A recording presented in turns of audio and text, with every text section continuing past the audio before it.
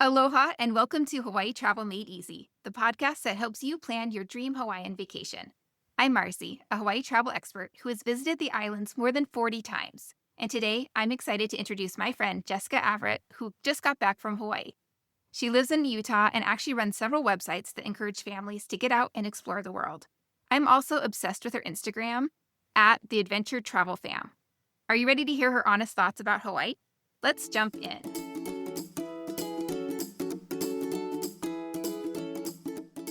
Hi, Jessica. Thanks so much for being on my podcast. Yeah, I'm glad to be here. Perfect. Well, let's just jump right in. And can you give us a quick rundown of your trip to Hawaii? Like, where did you go? How long were you there? And who did you travel with?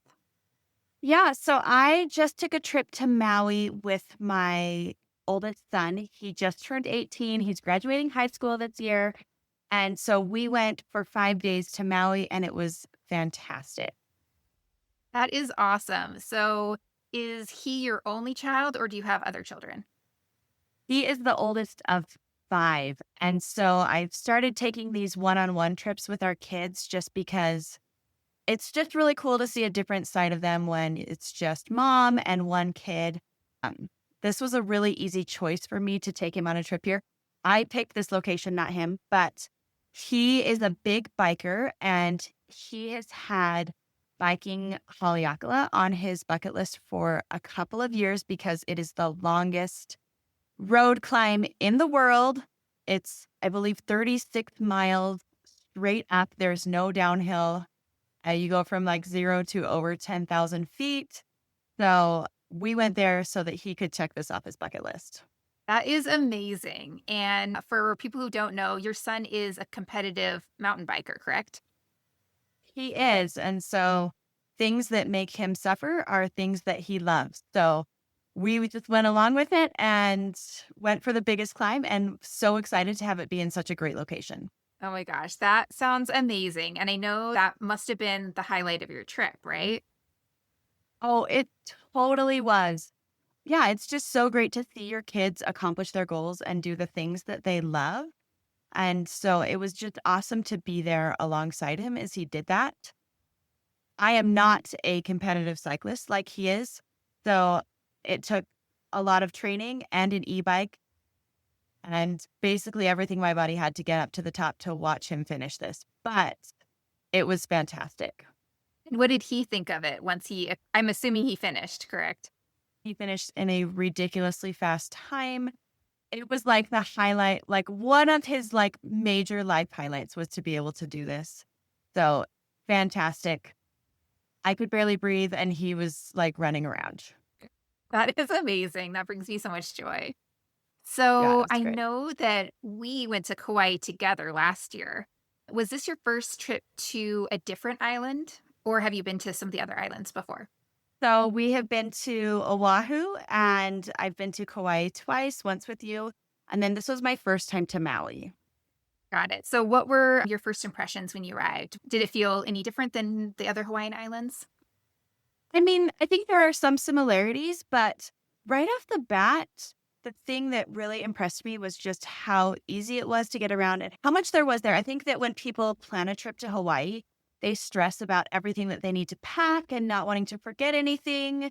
But you get off the airplane and like within like a mile of the airport, you've got a Target, you've got a Walmart, a Costco, a Safeway, like tons of things. And so it just felt so comfortable and so easy. It was such an easy island to visit because there were so many things that felt familiar in terms of, okay, where do I get this or that if I forgot something?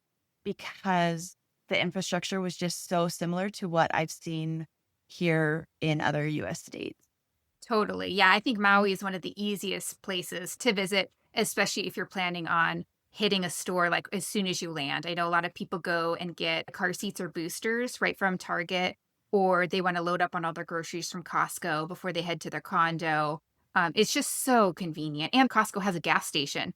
So if you're renting a car, it's really Yeah. easy to fill up before you return your car, which is usually way cheaper than having them do it.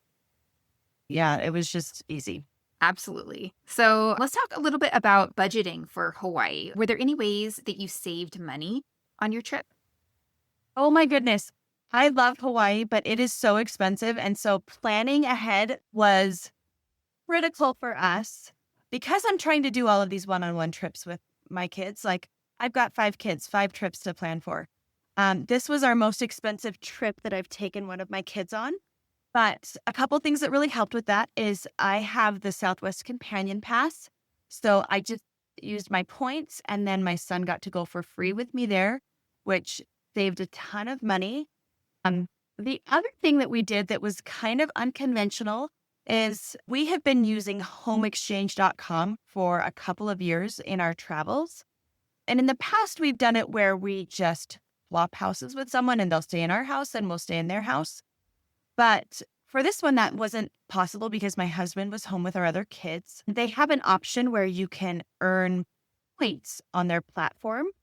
And so I was able to use my home exchange points for a condo here in Maui, which saved us so much money because lodging prices in Maui are so high.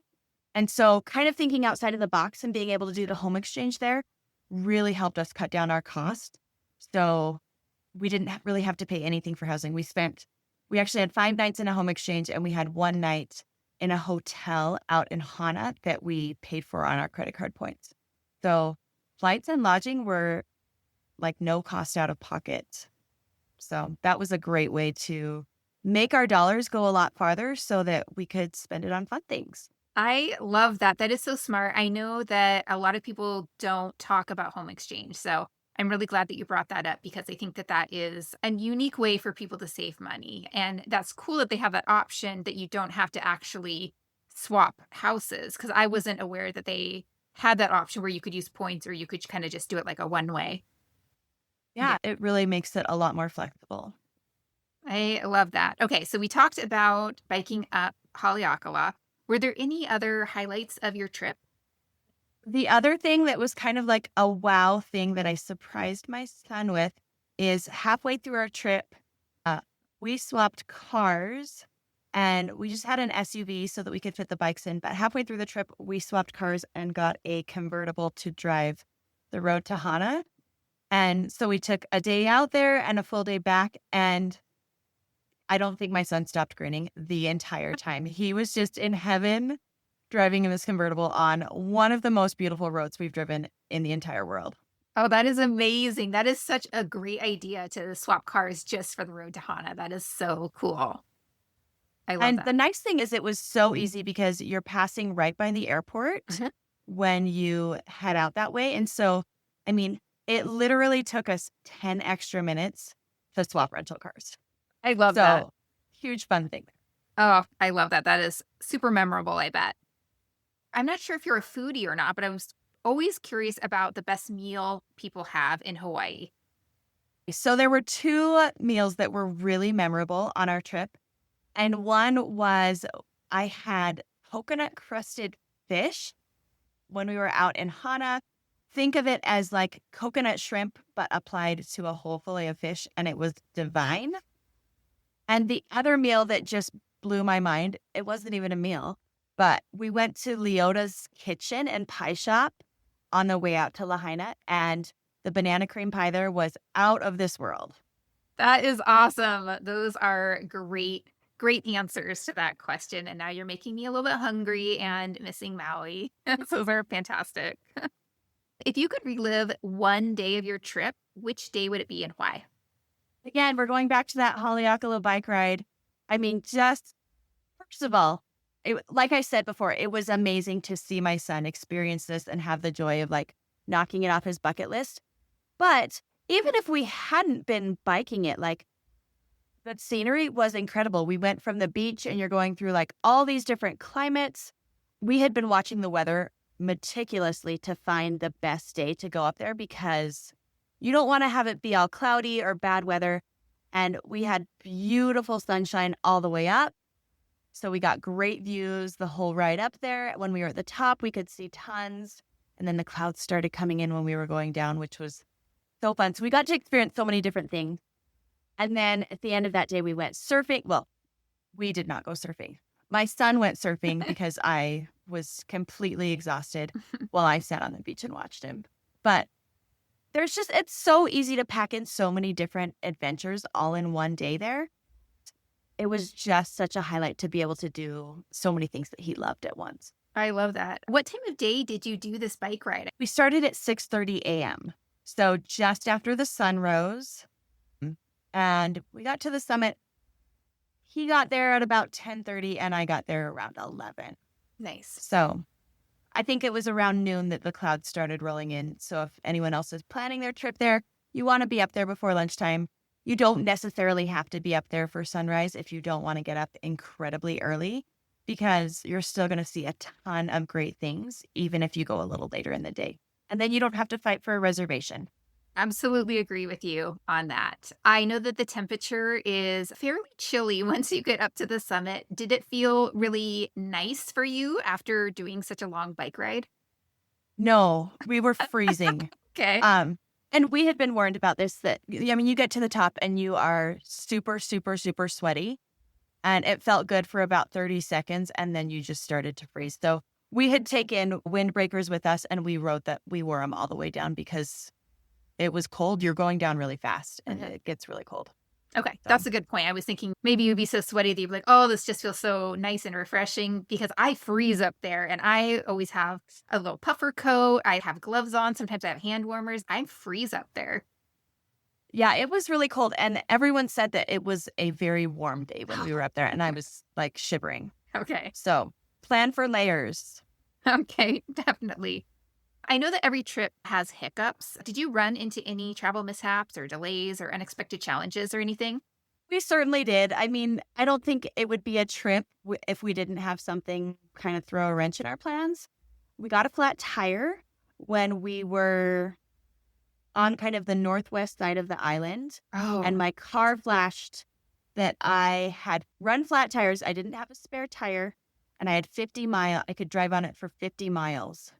So my option was to take the winding road that was like 15 miles back to the airport with absolutely no cell service, or to take the route that was 47 miles back oh my through gosh. towns with cell service. So we took the 47-mile one because I was really nervous to not have cell service with a flat tire. It was really fine. Like, I feel like our rental car company was really understanding. I think that this is something that happens a lot. We had just driven over like a little piece of lava rock that punctured the tire. They were so easy. We just drove right in. We had called them ahead of time. They had the new car waiting. It was so fast and easy. So I think that sometimes we get really stressed when those unexpected things happen. But it's really important to remember, like, there's so many people who work in the tourism industry on the islands, and they are just like, they know what things you're going to run into, and they're there to make your trip like memorable and awesome. So just trust that people are good and they want to help you. Oh, for sure. Are you comfortable sharing what rental car company you used? We went with Sick. Okay. And actually, that's another thing that I should probably mention about budgeting. We had booked, oftentimes we'll book our rental cars through Costco because you can get a really good deal. I checked prices the week before we went. Prices had dropped significantly from when I had booked the trip.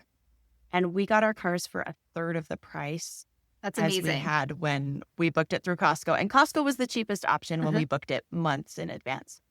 So double check those prices. That's a great tip. Was there anything on your trip that didn't quite live up to your expectations? Well, I think that the hardest thing for us, we really, really love to snorkel. And the weather was a little bit windier and the ocean was a little bit choppier.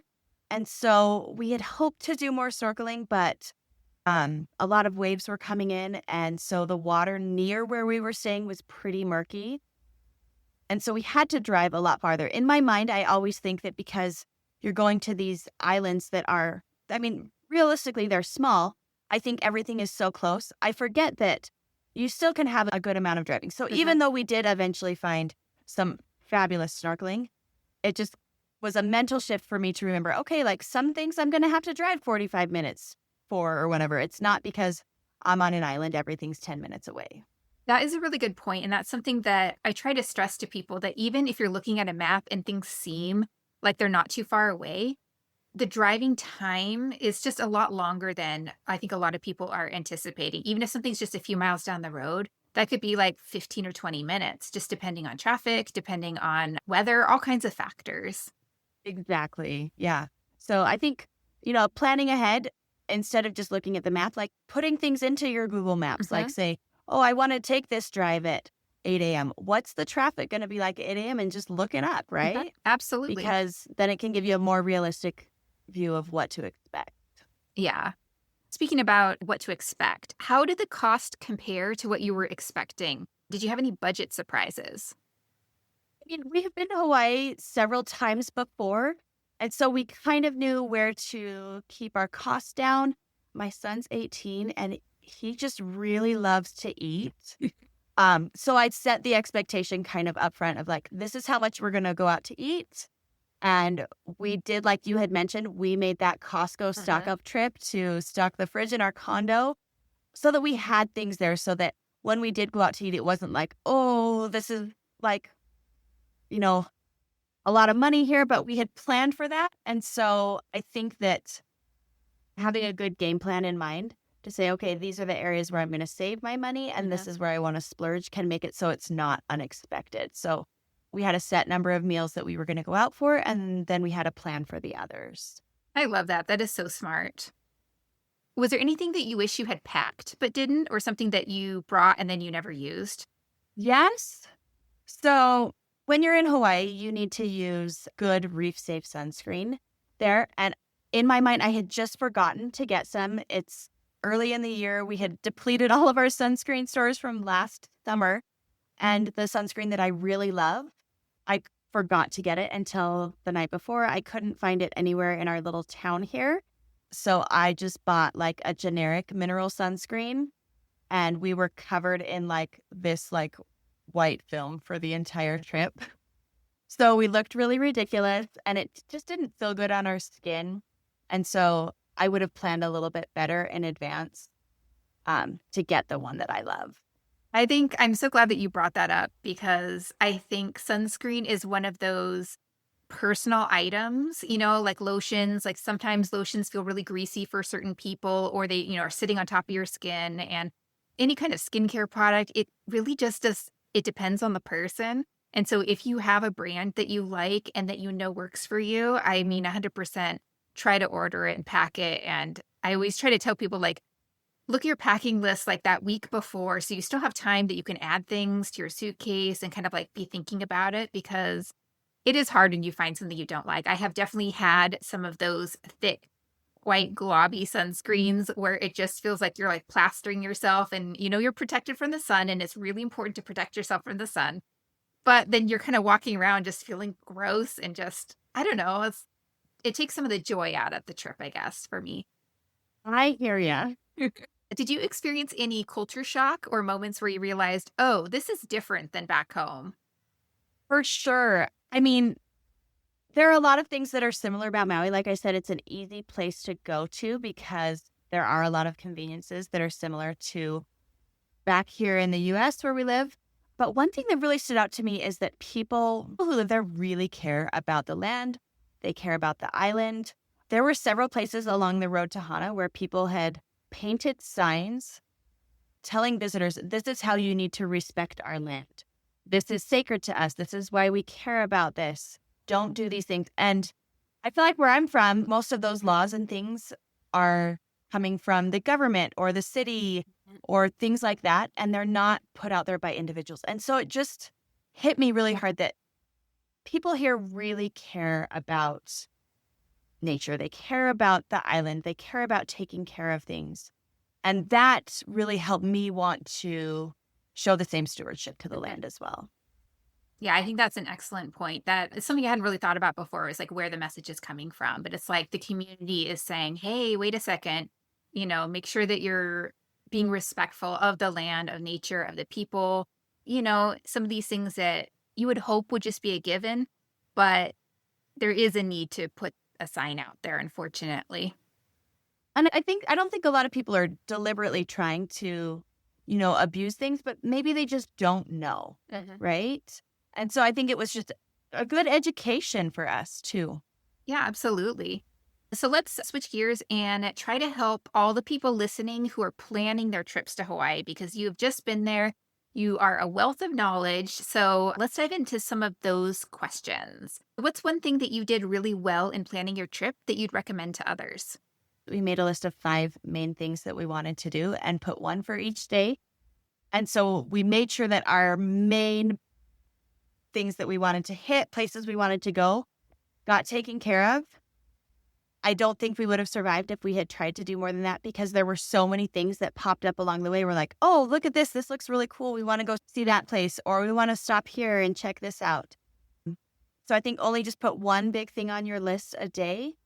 And even if that big thing is, we want to sit on the beach.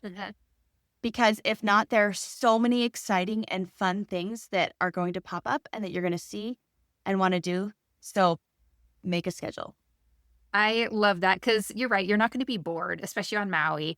There's always stuff to do, there's always things going on. And I love that you said, even if it is beach time, to put it on your itinerary because it's so easy to get so distracted by all the other fun things to do that you might forget that, like, no, I want to carve out 3 hours that we're sitting at the beach. Kids are playing in the water. I'm reading a book, whatever is on your plan for that day. It's nice to say, like, we're not going to be racing around the island this day. We're just going to kind of find the beach and just kind of hang out. That's great. And then if you can do it all over again, what would you do differently? So the one thing I would change in how we set things up is we did the road to Hana in 2 days so that we could kind of slow down and enjoy the cute little town there. But since we only had 5 days for our trip, looking back, I wish that we had just done it in one really long day because there were a few other things that once we got there, I think that we wish that we would have done more. And it can be a great overnight destination, but maybe if your trip is 7 days or longer. It felt kind of too much time for the road to Hana for 5 days. Yeah, that is a really good point, depending on your trip length. I usually think, like, if people have a week, 10 days, a lot of times they're just doing one island, then that's a great way to, like, break it up and take your time. But with just 5 days, it is a short amount of time. Like, it doesn't sound like it, but once you're there, it feels short, right? Yeah, it totally is. I mean, I think you're right. 7 to 10 days is definitely the ideal length. We just couldn't. I Totally. really wanted to go that long. We just couldn't make it work this time. No, totally. Any tips for first-time visitors who might be feeling overwhelmed about planning their Hawaii trip? Pack less. Your trip will be so much easier if you have less stuff to haul with you. Pick the things that are the absolute most important to you.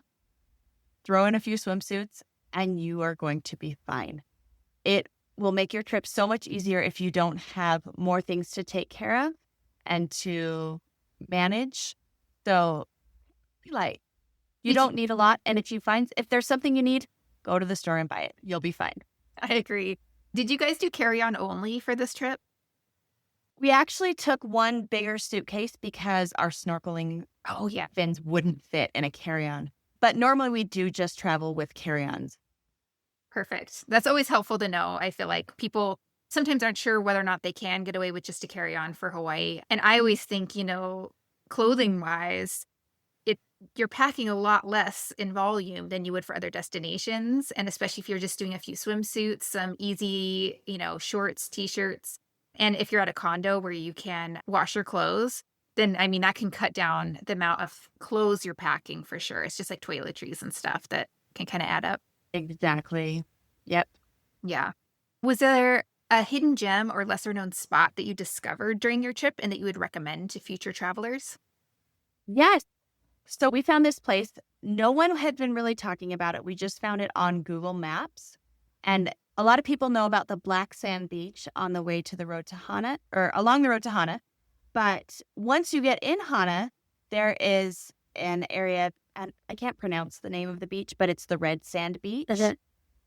And it's kind of a little bit of a precarious hike. You're going to need something besides flip-flops. And if you have little kids, you're going to hold their hands really tight in a couple spots.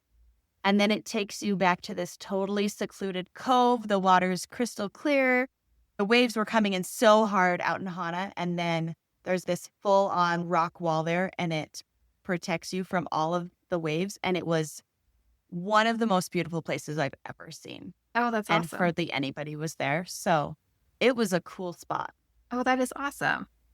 If somebody only had time to visit one island based on your trip to Maui and Kauai and Oahu, which one would you recommend and why?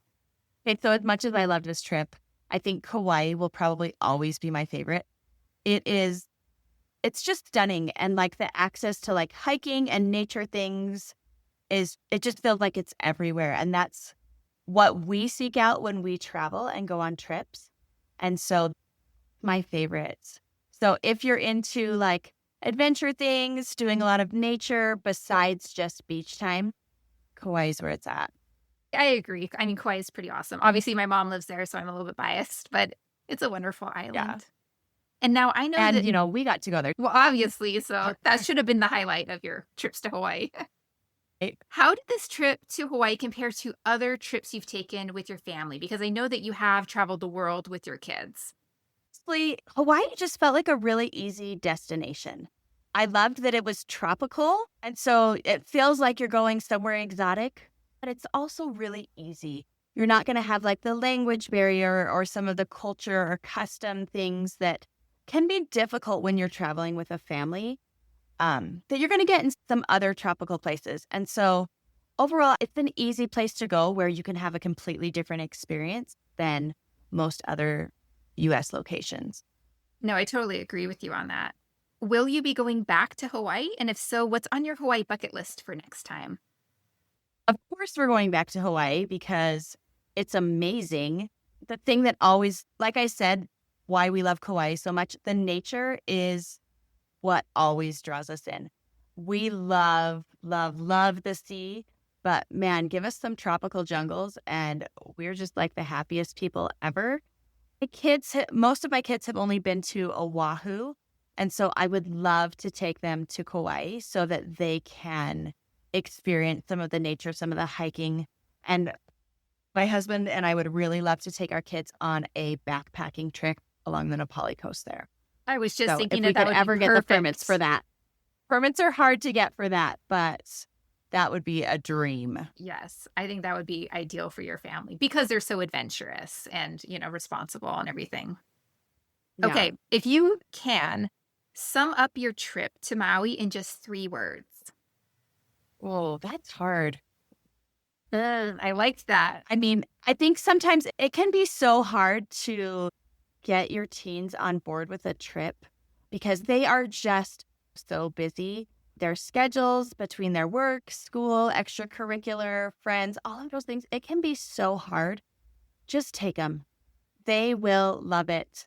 I know my son was really stressed with missing school and some other things that he had going on, and he smiled the whole time. He was just so happy to be there. And so just take them. They're going to love it. I love that so much. Thank you so much for being here, Jessica. Where can people find you?